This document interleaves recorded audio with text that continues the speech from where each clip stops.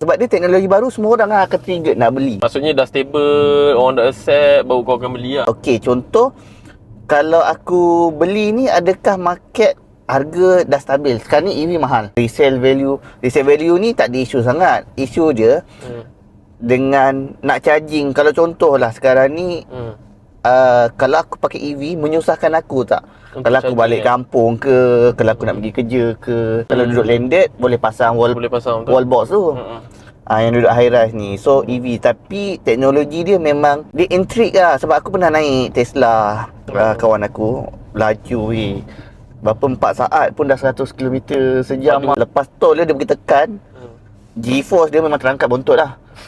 Dia memang dia bukan engine kan, dia bateri, dia pump terus.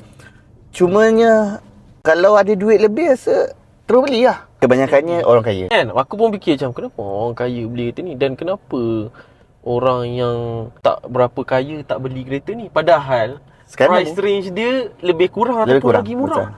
Okey, tapi bila aku fikir-fikir, oh patutlah